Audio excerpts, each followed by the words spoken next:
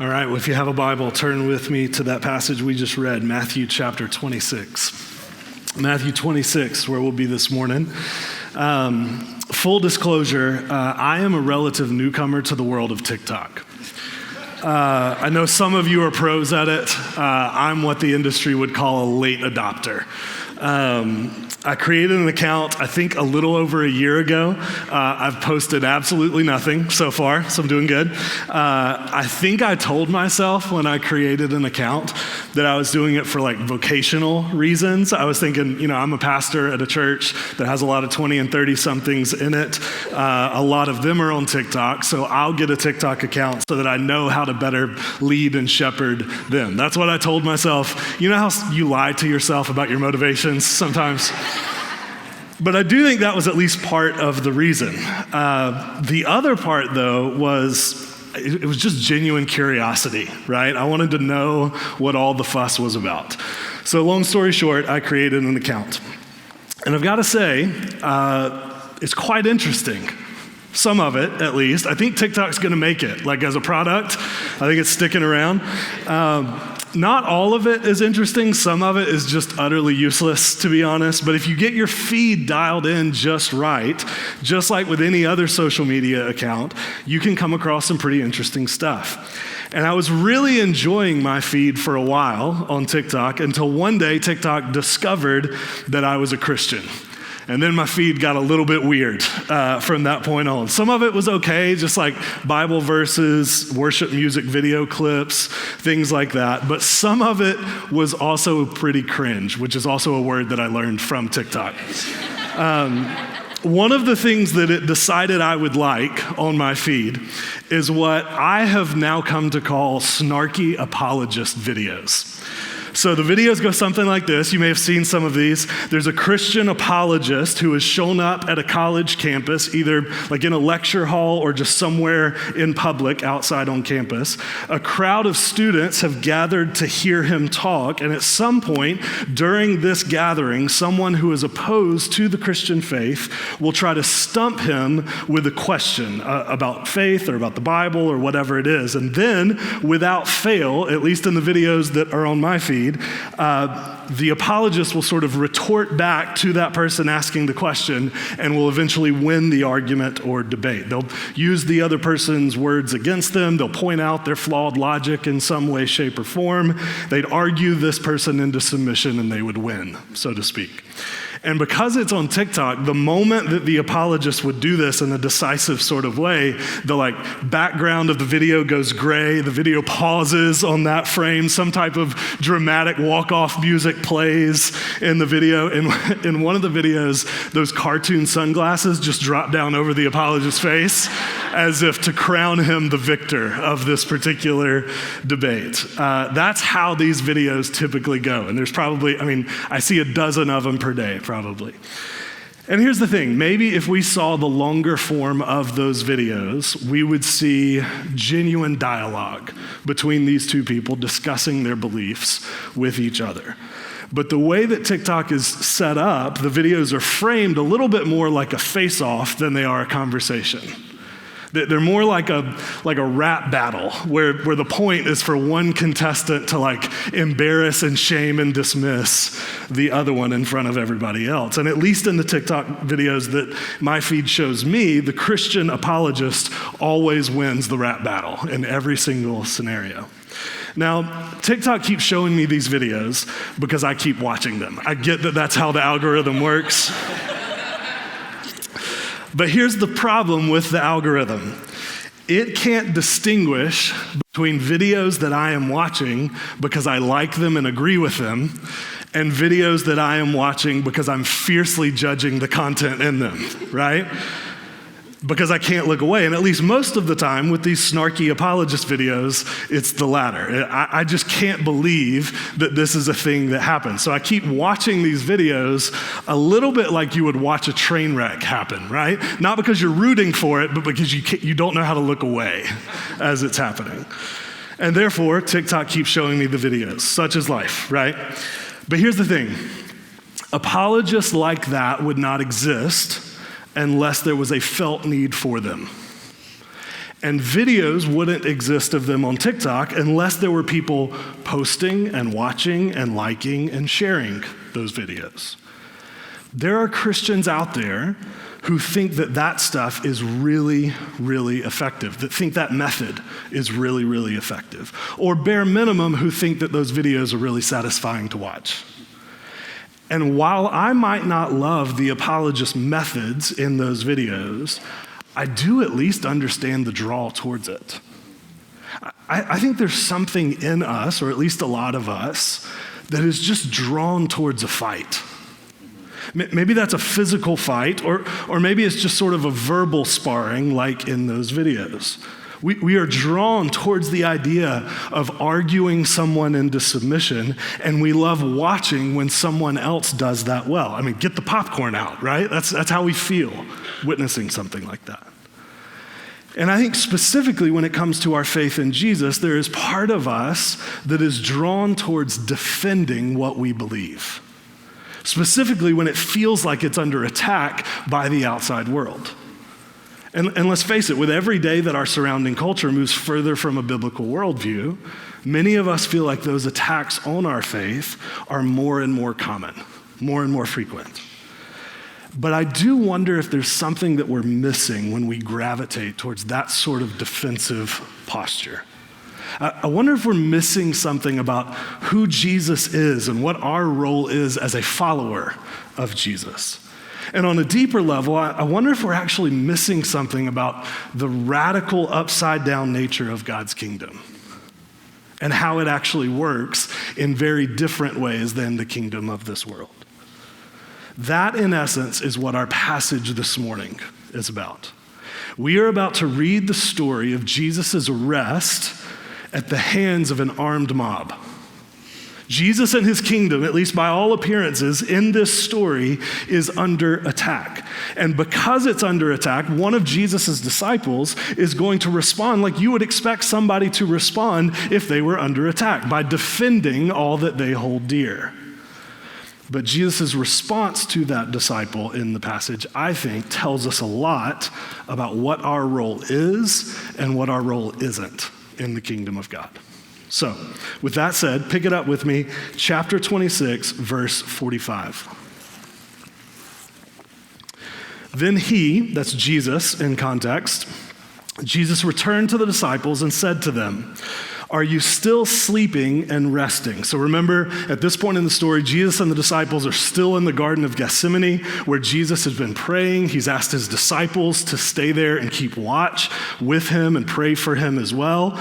The disciples have now failed a few different times to do that by falling asleep while they're supposed to be praying, and now it appears it's too late. Second half of verse 45. "Look, the hour has come," Jesus says, "and the Son of Man is delivered into the hands of sinners. Rise, let us go. Here comes my betrayer." And while Jesus was still speaking, Judas, one of the 12, arrived. With him was a large crowd armed with swords and clubs, sent from the chief priests and the elders of the people. So, just as a reminder, Judas, who was one of the 12 disciples, has decided to team up with the chief priests to capture and murder Jesus. Judas leverages his relational proximity to Jesus in order to help the chief priests locate Jesus in exchange for some money paid to Judas. So here, Judas directs a large crowd to Jesus, quote, armed with swords and clubs. Verse 48. "Now the betrayer had arranged a signal with them. 'The one that I kiss is the man, arrest him.' Going at once to Jesus, Judas said, 'Greetings, Rabbi,' and kissed him." So keep in mind that as well known as Jesus and his ministry are in this area at this time, this all happened in a time before photographs, right? So there weren't like wanted pictures with Jesus' face on them all over town. While a lot of people had heard of Jesus, the vast majority of people still had no idea what Jesus looked like. Which is why Judas has to have this prearranged signal with the crowd to indicate who Jesus is to the ones making the arrest. So he approaches Jesus in the garden. He greets him with a kiss, which was a common greeting in that culture, much like us shaking hands today. And that indicates to the crowd which one to arrest. Verse 50. Jesus replied, "Do what you came for, friend." And then the men stepped forward, seized Jesus, and arrested him. With that, one of Jesus' companions reached for his sword, drew it out, and struck the servant of the high priest, one of the ones making the arrest, cutting off his ear. Now, we find out elsewhere in the Gospels that this companion, who is not named in Matthew, is actually Peter. But if you've been following the story for any length of time, you knew exactly who it was the moment that this happened, because Peter has a bit of a reputation at this point. So Peter draws his weapon and slices a guy's ear clean off. Now, most likely, slicing off the guy's ear was not his intent. I don't know that you could do that if you tried, right? Like, that's an unbelievable amount of precision. Peter was most likely aiming for the guy's head or neck in order to kill him. But I don't know if you've ever had a sword swung at your head. I sincerely hope you haven't. But I would imagine that you tend to move in order to dodge the sword, right?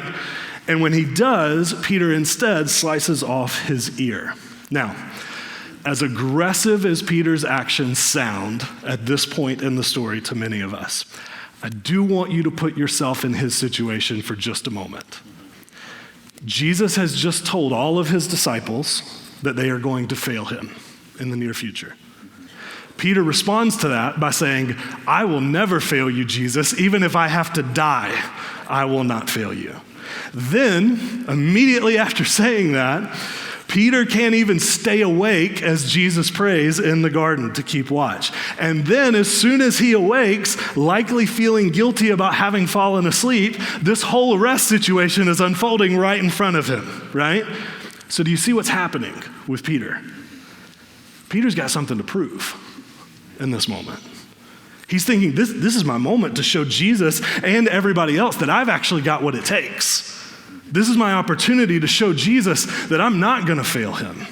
In fact, I'll fight for him. So the moment Jesus is taken into custody, Peter slices off the guy's ear. Peter, it would seem, has still not learned his lesson about what his role is within God's kingdom. Or at least he has not called any of what he's learned so far to mind in this moment. Jesus has told Peter time and time again that the plan is for him to be captured, arrested, and be killed. That is the plan, and simultaneously, Peter has assumed time and time again that his mission is to stop the plan. So once again, here, Peter is going to get a dose of correction directly from Jesus. Bit of a theme in Matthew's gospel. Look at verse 52. "Put your sword back in its place," Jesus said to him. "For all who draw the sword will die by the sword. Do you think I cannot call on my Father, and he will at once put at my disposal more than 12 legions of angels? But how then, Peter, would the scriptures be fulfilled that say it must happen in this way?" Jesus says yet again, Peter, what is happening in this moment is not an interruption to the plan. It is the plan. As difficult as it is for you to fathom, this is the way that it was always supposed to go down. Which is why I've told you, Peter, over and over again, that this is how it would go down. Jesus has said this quite a few times at this point in the story, precisely because he does not want his disciples to be caught off guard by it, or better yet, stop it from happening. But once again, that has not fully clicked in Peter's mind, which is why he gets an even more focused rebuke this time from Jesus for what he does. Jesus says, "One thing I don't need you to do, Peter, is defend me." He says, if what I needed was defending, don't you think I could ask my Father and he would have sent 12 legions of angels? So a legion was a way of referring to 1,000 soldiers. So Jesus is saying, don't you think if I needed defending, I could ask the Father and he would have sent 12,000 angel soldiers to defend me? Don't you think I would have done that if that's what I needed to happen? But Jesus doesn't need defending. He doesn't need Peter to defend him. There have been things that Jesus has wanted desperately for Peter to do throughout the storyline of Matthew's gospel. Jesus has wanted Peter to pray for him, keep watch with him, listen to him, obey him, follow him. But nowhere in that list of things he wants Peter to do is for Peter to defend him. And here, Jesus reiterates that idea. He tells Peter, "Put your sword back in its place, for all who draw the sword will die by the sword." So Jesus is specifically taking aim at Peter's inclination towards physical violence as a means of defending Jesus and preserving God's kingdom. That's what he's calling out in this story.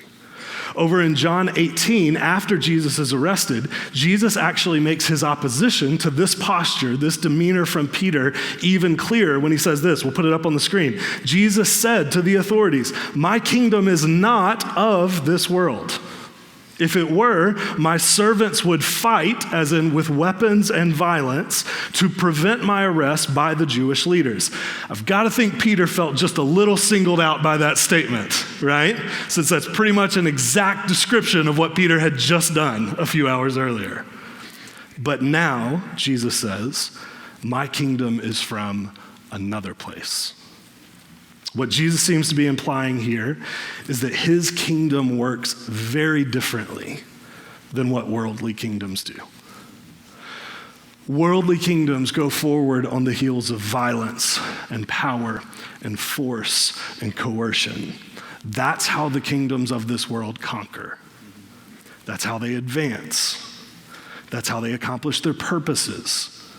But my kingdom, Jesus says, doesn't work like that. Which he emphasizes next in what he says to the crowd. Verse 55.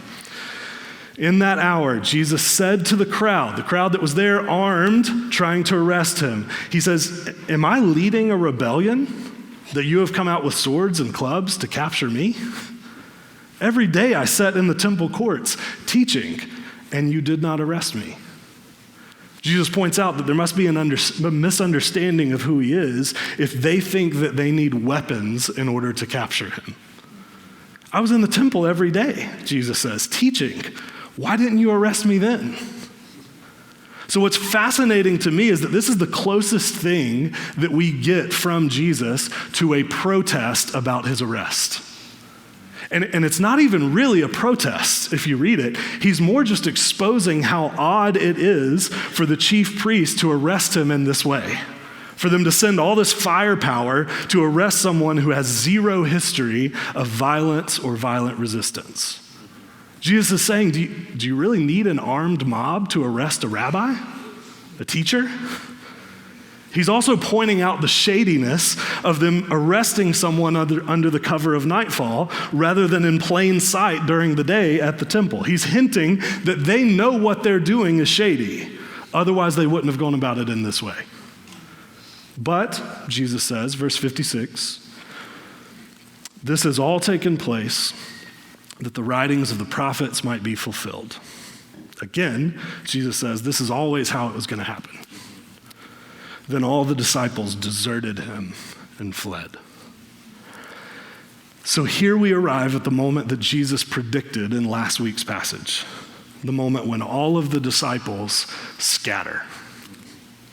Upon seeing that Jesus has been arrested, the disciples, every single one of them evidently, run for their life. They know that people, or at least the people in this crowd that day, from this point forward will recognize them as the people who are associated with Jesus and his ministry. So likely, fearing for their safety, their freedom, their families, they retreat. As the Old Testament prophet predicted, the shepherd was struck and the sheep scattered. They run as Jesus is hauled off to be crucified. Despite the disciples' best intentions, despite Peter's best efforts in this story, everything goes precisely as Jesus in the scriptures said that it would go. On the evening of Passover, or likely the early morning hours after the evening of Passover, Jesus is arrested by the chief priest, who will eventually see to it that he is killed. So, what can we take away from this passage? What is this passage about exactly? Here's my best shot at it.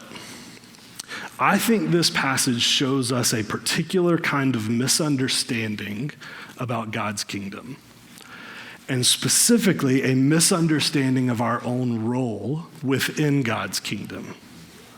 One that is embodied vividly by Peter's actions in the story. The crowd shows up with Judas armed to the teeth with swords and clubs, and Peter sees it as his job to fight back, to break out his sword, go to battle, defend Jesus, to prevent Jesus from being taken into custody. Sword versus sword, violence versus violence, power versus power. Peter thinks that he has been put there to be Jesus' defender. He thinks his job is to defend Jesus and preserve God's kingdom. And my guess is that, in a way, many of us have also felt that that is our responsibility, to defend Jesus. Sure, maybe not literally with a weapon, although this is East Tennessee, so maybe I shouldn't rule that out. Some people here and elsewhere do have that particular misunderstanding about God's kingdom, but maybe we don't feel the need to do it with literal violence. Maybe we just feel the need to defend him with our words. So moments arise in life where we feel like Jesus or our faith or our belief system is under attack in some way, shape, or form. Maybe it's because of something a coworker or a classmate said about the Christian faith. Maybe it was something you saw on the news or read online that people said disparaging about Christianity. Maybe it was a TikTok theologian or deconstructionist that you came across on social media saying something about the Bible. Maybe it's when people raise questions or objections or antagonism in a life group setting. Maybe it's when your friends make you feel weird for not partying on the weekends. Maybe it's when your coworker or professor finds out that you're a Christian and starts to slowly poke fun at you occasionally for it. Could be a variety of different circumstances. But one way or another, something happens that makes you feel like your belief system, your faith, your values are under attack. In those moments, what is your gut response to that happening?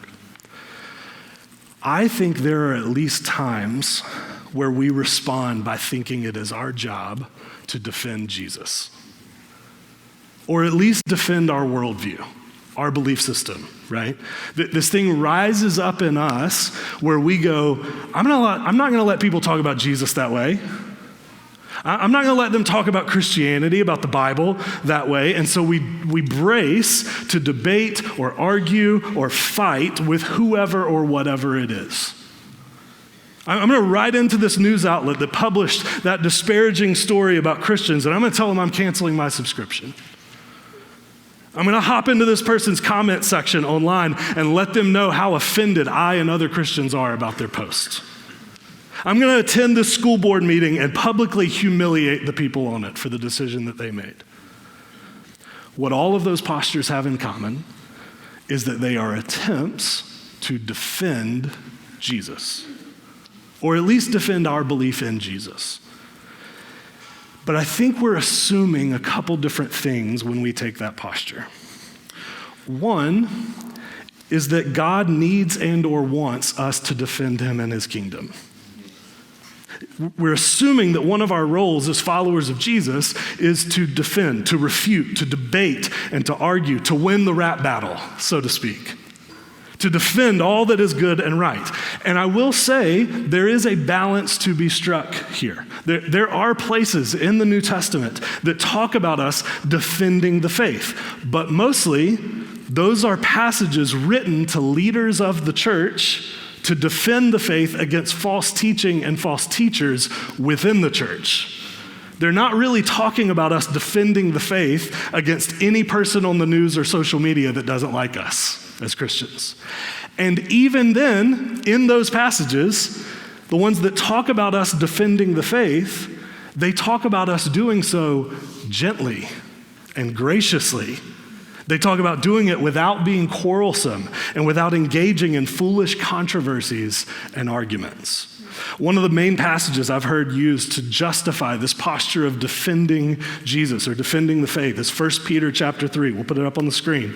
It reads like this: "But in your hearts, honor Christ the Lord as holy, always being prepared to make a defense to anyone who asks you for a reason for the hope that is in you." To which some people say, see, there it is. We're supposed to make a defense for our faith.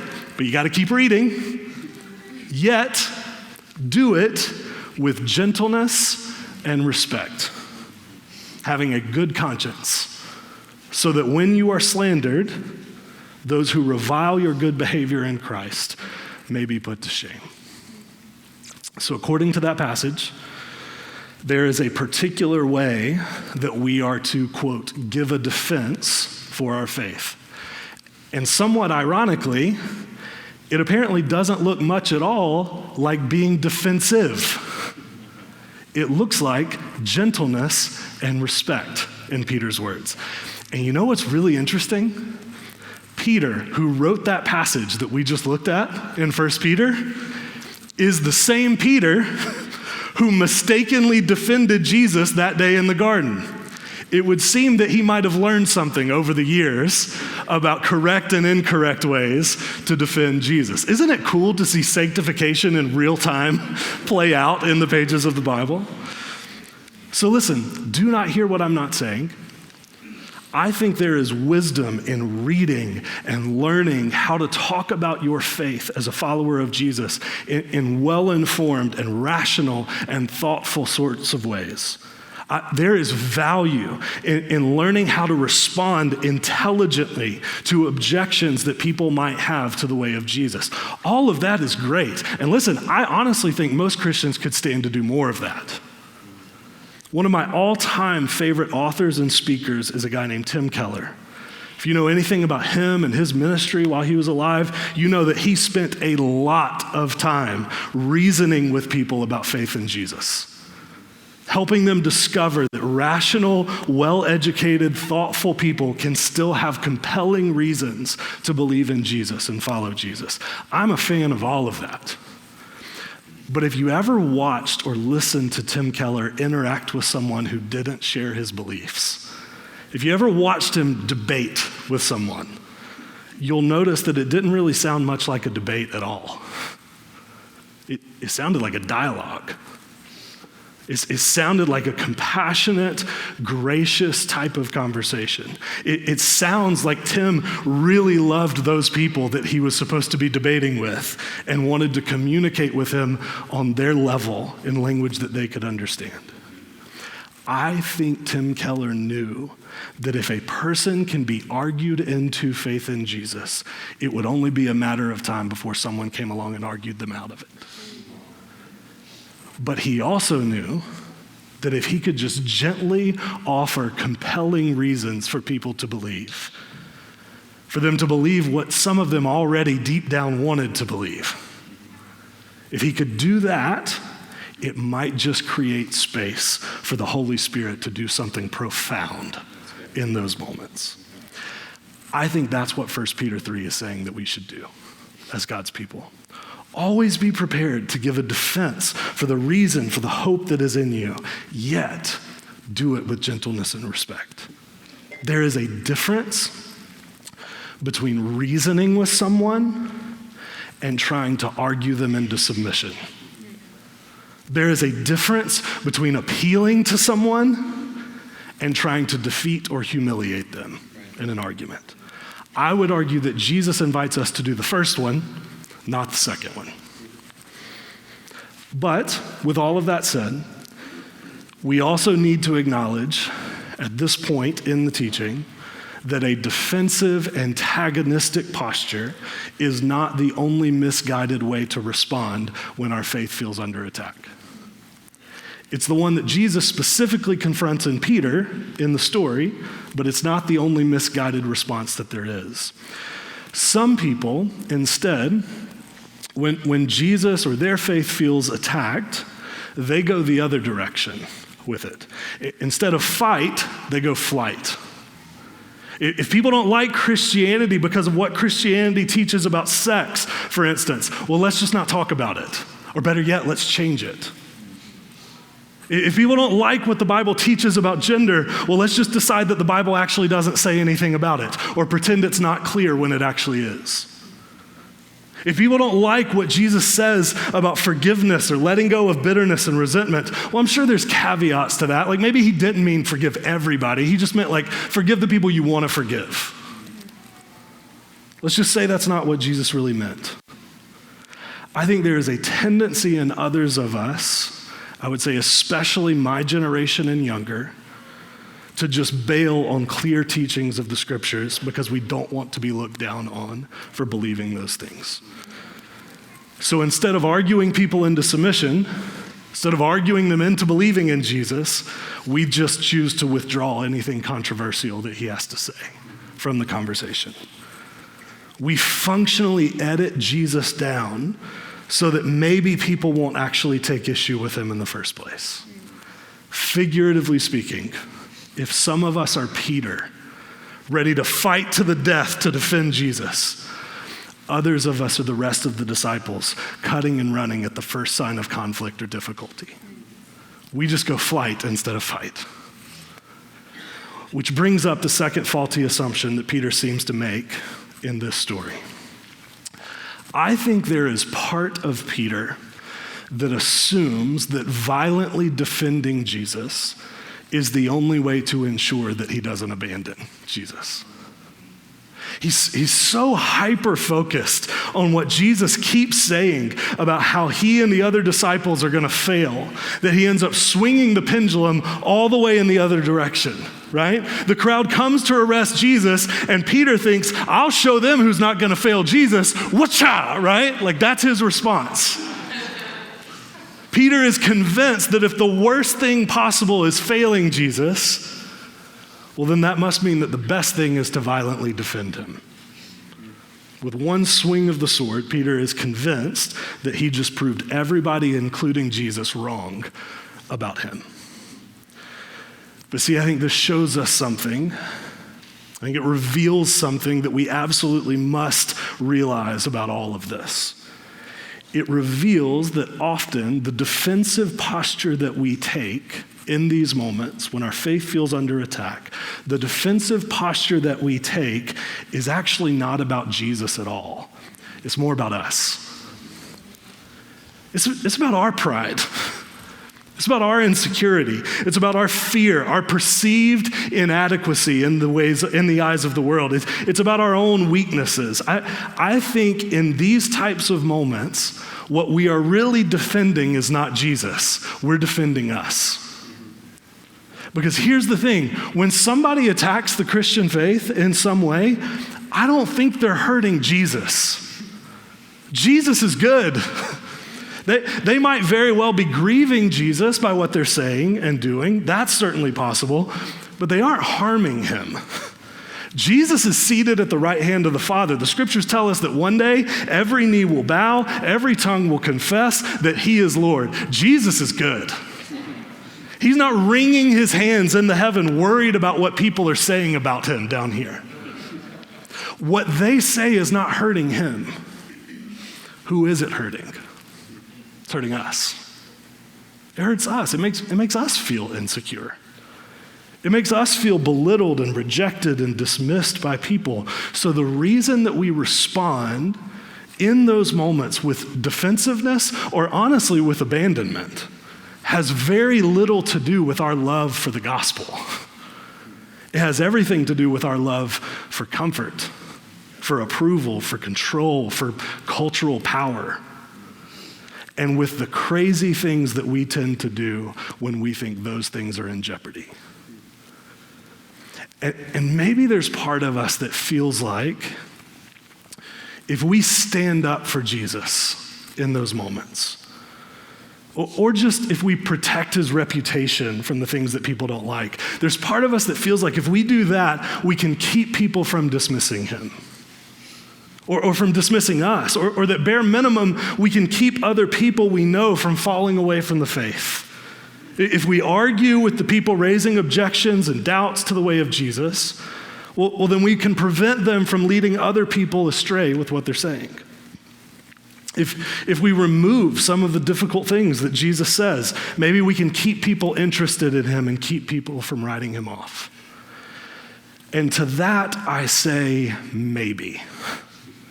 But tell me this, in our story, in Matthew 26, does Peter defending Jesus keep Jesus from being arrested? Nope. Does Peter defending Jesus keep the other disciples from falling away from Jesus? No. Does Peter's defense even keep Peter from falling away from Jesus? No.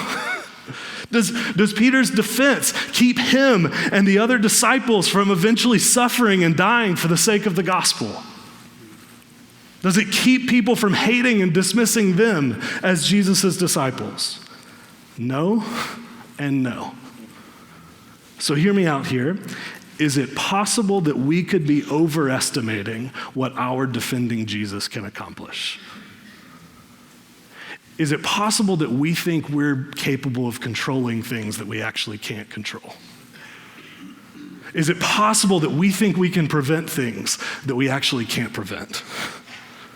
I think all of that is very possible, probable even. And I've got to wonder if that's some of what Jesus is trying to teach Peter in this passage, in this interaction. He says to Peter, Peter, how else would the scriptures be fulfilled that say it must happen in this way? He says to the armed crowd who has come to capture him, this has all taken place so that the prophets might be fulfilled. All of this is exactly how all of this was supposed to play out. And because this is how it was supposed to go down, there is truly nothing that Peter or anyone else can do to stop it. But that all leaves us with the question, at least for many of us, okay, then who should defend Jesus? If it's not Peter, if it's not us, if we're not the ones who are going to do it, who's going to do the defending? Like surely the answer is not just for the gospel message to look weak to the watching world. That can't be what God intended, right? If that's what you're wondering, I've got good news and bad news for you. Bad news first, yeah? I'm a bad news first kind of guy. Only goes up from there, right? Here's the bad news, at least from the perspective of someone who wants the gospel message to look strong to the world at large. The bad news is that there is truly no way to make the message of a crucified Messiah look strong by the standards of this world. That's actually precisely what Paul gets into in 1 Corinthians chapter 1. There he puts it this way, we'll put it up on the screen. For the message of the cross is foolishness to those who are perishing. Utter foolishness, Paul says. Silliness, weakness, it's bizarre to them. But, he goes on, in other words, here's the good news. But to us who are being saved, it is the power of God. He goes on a little bit later in verse 27 of that same chapter. But God chose the foolish things of the world to shame the wise. God chose the weak things of the world to shame the strong. God chose the lowly things of this world and the despised things and the things that are not to nullify the things that are, so that no one may boast before God. The bad news is that if you follow Jesus, impressiveness in the world's eyes is somewhat off the table for you. But the good news is that in God's kingdom, it's never been about impressiveness. It's never been about being noble, being culturally savvy, and being revered by your peers. It's never been about power by the world's definitions, physical, mental, philosophical, or otherwise. It's never been about that. It's never been about impressive debate skills and owning people in arguments on social media. It's never been about defending Jesus in the eyes of the world and making him appear impressive or unoffensive to them. It's always been about what Paul calls weakness. But as we've said often these past few weeks, when we are weak, he is strong. Our goal as followers of Jesus is not to win, at least not in any of the traditional or typical ways. Jesus wins in the end, and we get to reign forever with him, which means we can be okay with losing now.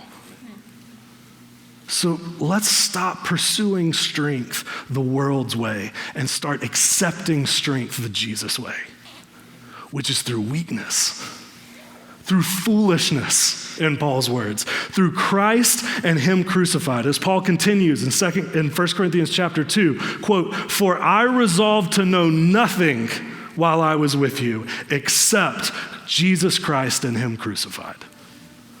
I came to you in weakness with great fear and trembling. My message and my preaching were not with wise and persuasive words, but with a demonstration of the Spirit's power, so that your faith may not rest on human wisdom, but on God's power." God help us if we think we possess something better than God's power, than the Spirit's power. Look right at me as I say this, please. We are not God's defenders. He is our defender. And that's such better news than the other way around, because we're not good at it. When we are weak, he is strong. So this morning, those of us that know and follow Jesus are invited to go to the tables around this room and celebrate the King who conquers through his death. The God who demonstrates his power by laying it all down. The Jesus who wins by first losing. And as we take the bread and the cup into our bodies, which represent the broken body and the spilled blood of Jesus, Christ and him crucified, right? As we do that, we ask him to instill that same mindset in us as his people by his Spirit's power. Let me pray.